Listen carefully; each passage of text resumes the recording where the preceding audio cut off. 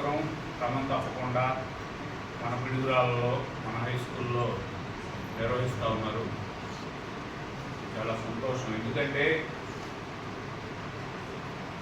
ఎక్కడో పట్టణాల్లో వేలకు వేలు పెట్టి కోచింగ్ సెంటర్లకి తల్లిదండ్రులు పిల్లల్ని పంపిస్తూ ఉంటారు. మీకు మనకంతా మన బ్యాక్గ్రౌండ్ అంతా కూడా పల్లెటూరు వాతావరణం నుంచి, లేకపోతే మన తల్లిదండ్రులు పనులు చేసుకుంటా మిమ్మల్ని చదివిస్తూ ఉంటారు. ఆ బ్యాక్గ్రౌండ్ నుంచి మనం అందరం కూడా వచ్చిన వారు. ఇలాంటి వారందరికీ ఎంతో కొంత తమ వంతు సహాయం చేయాలని ఉన్నతమైనటువంటి భావంతో ఇవాళ మనకి టీచర్స్, వీళ్ళలో కొంతమంది ప్రజెంట్ టీచ్ చేస్తున్న వాళ్ళు అయితే, కొంతమంది రిటైర్ అయిన వాళ్ళు. యాక్చువల్గా వాళ్ళకి అవసరం లేదు కదా, వాళ్ళకి వాళ్ళ పిల్లలతో వాళ్ళ మనవాళ్ళతో ఇంట్లో గడుపుకోవచ్చు. ఈ సమ్మర్లో వాళ్ళ పిల్లలు మనవాళ్ళు ఇంట్లో ఉంటారు.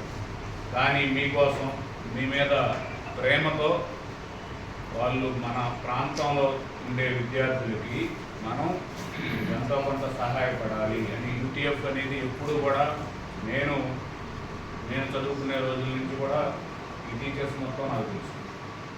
చాలామంది నేను చదువుకునే రోజుల్లోనే వీళ్ళు టీచర్స్గా ఉన్నారు.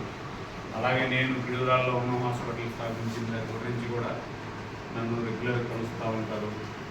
వాళ్ళు ఇప్పుడు రిటైర్ అయ్యి ఉన్నారు. అయినా కానీ వాళ్ళు నాతోటి సంబంధం ఉంది. ఇవాళ మీరు 10th క్లాస్ అయిపోయిన మీతో కూడా వాళ్ళు సంబంధ బాంధవ్యాలు నెరవేరుస్తున్నారు. ఎందుకంటే మిమ్మల్ని కూడా వాళ్ళు మన సమాజం నుంచి గొప్ప పౌరుల్ని తీర్చిదిద్దాలి, గొప్ప పౌరులుగా చేయాలి విద్యార్థులని అని చెప్పేసి వాళ్ళు ఒక ప్రేమ భావంతో మీ అందరిని కూడా ఇక్కడికి కూర్చోబెట్టడం జరిగింది. దాంతోపాటుగా మీకు ఒక మెటీరియల్ వాళ్ళు కలెక్ట్ చేసుకొని అది మీ అందరికీ ఇవ్వాలనేది వాళ్ళు నిర్ణయించుకొని మీ అందరికీ ఇస్తూ ఉన్నారు. దానితో టీచింగ్ చేస్తూ ఉన్నారు. సాధారణంగా ఇట్లా సమావేశం ఏర్పరిచి మీ అందరికీ చెప్పాల్సిన అవసరం లేకుండా వాళ్ళు ఇచ్చేయచ్చు, మీకు గుర్తిస్తారు. కానీ మీలో ఆ భావన రాదు. ఇందాక వాళ్ళు సోషల్ సర్వీస్ అని అధ్యాపనం సోషల్ సర్వీస్ అన్నారు. మీకు కూడా ఆ భావం కలగాలని ఇప్పుడు మీరు చదువుకుంటారు. మీకు ఎవరు బుక్ వాళ్ళకి ఇచ్చి పంపిస్తే మీరు మర్చిపోతారు. ఇలా ఒక మీటింగ్ లాగా ఏర్పరిచి ఇలా చేస్తున్నారు కావాలని మీకు ఆ థాట్ క్రియేట్ చేస్తారు. రేపు మీరు ఒక స్థాయికి వెళ్ళిన తర్వాత మీరు కూడా నేను ఆ రోజు మీకు మర్చిపోరు. ఎప్పుడు కూడా మనిషి అనేవాడికి మనం స్కూల్ డేస్ దగ్గర నుంచి అన్నీ గుర్తొస్తూ ఉంటాయి. ఎప్పుడెప్పుడు ఏమేమి జరిగింది, మనం కష్టాల్లో ఉన్నాం, మన పేరెంట్స్ మనల్ని చదివించలేకపోతారు, మనం బుక్స్ కొనివ్వలేకపోతారు. అప్పుడు అన్నీ గవర్నమెంటే చేయాలంటే కూడా చేయలేకపోవచ్చు, కొన్ని చేస్తారు. కానీ ఇలాంటి సమావేశాలు వాళ్ళు యూటీఎఫ్ వాళ్ళు ఏర్పరిచిన ఉద్దేశం ఏంటంటే మీరు డెవలప్ అయిన తర్వాత 10 మందికి మీరు కూడా సహాయం చేయాలి. ఇది మెయిన్.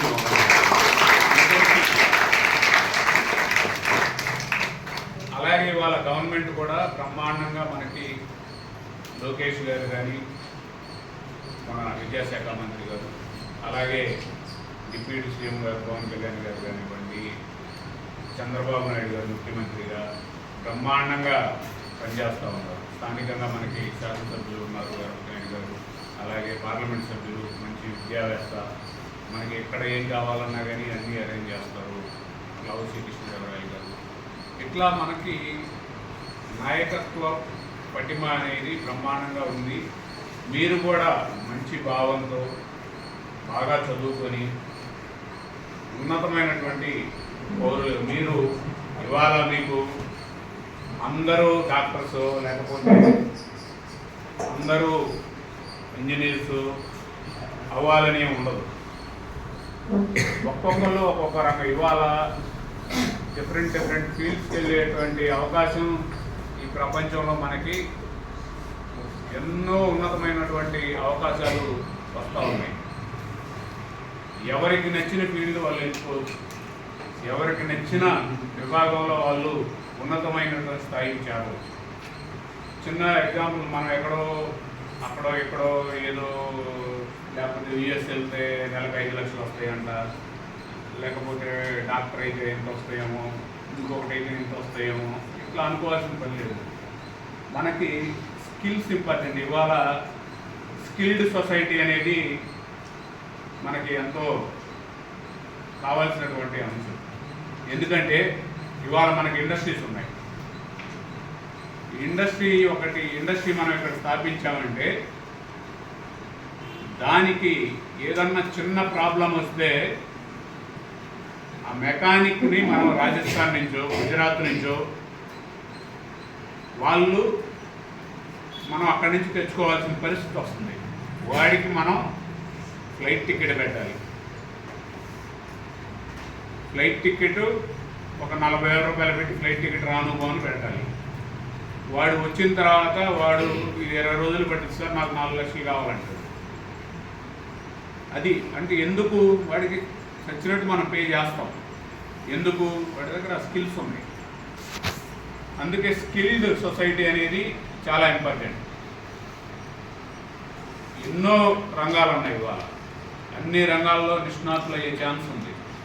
అందరూ డాక్టర్లే కావాల్సిన అవసరం లేదు, అందరు లాయర్లే కావాల్సిన అవసరం లేదు.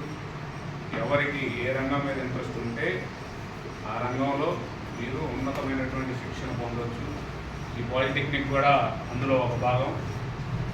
మీరు పాలిటెక్నిక్ చేసిన తర్వాత మీరు ఉన్నత చదువుకోవచ్చు, లేకపోతే దాంట్లో మెలకువలు నేర్చుకొని ఎవరు ఏ ఫీల్డ్కి వెళ్ళాలంటే ఆ ఫీల్డ్కి వెళ్ళి ఉద్యోగాలు చేసుకోవచ్చు. కాబట్టి మీ అందరికీ కూడా అలాగే ఇప్పుడు విజయసారథి గారు చెప్తా ఉన్నారు.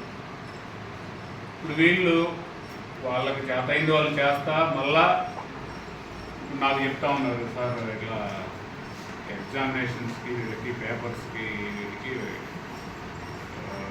2 డేస్కి ఒకసారి 3 డేస్కి ఒకసారి ఎగ్జామ్స్ పెడతాము, పేపర్స్కి 15,000 రూపాయలు ఖర్చు అవుతుంది అంటే నేను ఇస్తాను సార్ అని చెప్పాను.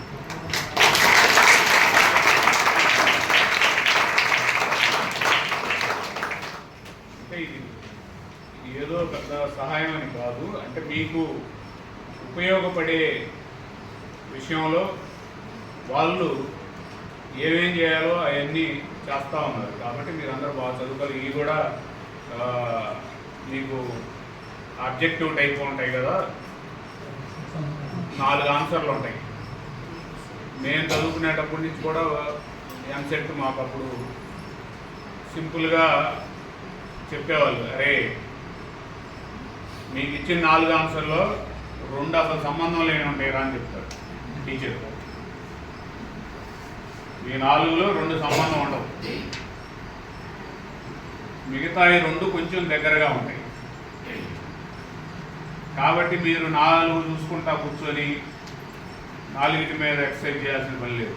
2 మీకు వెంటనే అర్థమవుతాయి. ఇవి 2 దీనికి సంబంధించిన ఈ క్వశ్చన్కి సంబంధించిన ఆన్సర్లు కాదు. మిగతా 2లో ఏది దగ్గరగా ఉంది అనేది ఆ విధంగా మీరు సెలెక్ట్ చేసుకొని, అంటే మీరు 20 రోజుల ట్రైనింగ్లో టీచర్స్ మీకు చెప్తారు ఇవన్నీ, మీరు అలా సెలెక్ట్ చేసుకొని బాగా మీరందరూ ఎగ్జామ్ బాగా రాసి దాదాపుగా 50% మనకి ఇక్కడి నుంచి సెలెక్ట్ అవుతున్నారని చెప్పారు sir.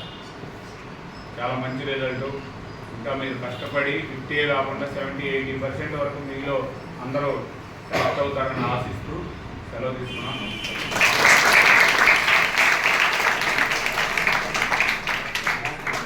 Thank you very much sir. యాక్చువల్గా మీరు నాకు తెలిసి మీరు స్కూల్లో జాయిన్ అయినప్పటి నుంచి ఇప్పటివరకు కూడా ఒక మోటివేషన్ ఇస్తాను, అరే మీరు ఇలా అవ్వాలి, వాళ్ళని చూడండి, వీళ్ళని చూడండి. అలా మనకి ప్రత్యక్షంగా కనపడే మోటివేటర్స్గా మనం ఉన్నాం. మల్లికార్జునరావు గారిని, ఉన్నాం దీపు గారిని ఖచ్చితంగా తీసుకోవచ్చు. ఎందుకంటే వీరిద్దరు కూడా సామాన్య కుటుంబం నుంచి కొంత వైద్యులుగా ఎదిగేంత వరకు కూడా వాళ్ళ కష్టం చాలా ఉంది. అలాగే సార్ మీ గురించి ఒక చిన్న మాట, హాస్పిటల్ పేరు ఉన్నాం, ఇంటి పేరు ఉన్నాం, కానీ మీ గడపకు వచ్చే ప్రతి ఒక్కరికి కూడా మేము ఉన్నాం అనే భరోసా ఇస్తారు. ఇంకా అతిశయం కాకపోతే యూకేఎఫ్ వాళ్ళు వెళ్తే ఖచ్చితంగా మేము ఉన్నాను, ఖచ్చితంగా భరోసా ఇస్తాను sir. Thank you very much sir. ఎందుకంటే ఈరోజు మనం ఎంత సంపాదించామని ఏ స్థితిలో ఉన్నది కదా, మన ద్వారా ఎంతమందికి ఉపయోగపడుతున్నది ముఖ్యం, అది గుర్తుపెట్టుకోండి. ఈ స్కూల్ నుంచి చదివి ఎంతోమంది గొప్ప గొప్ప స్థాయిలో ఉన్నారు. కాబట్టి మీరందరూ కూడా ఈ అవకాశాన్ని ఉపయోగించుకుని చాలా చక్కని మంచి ర్యాంకులు సాధించాలి. అలాగే ఈ కార్యక్రమాన్ని ఉద్దేశించి సీనియర్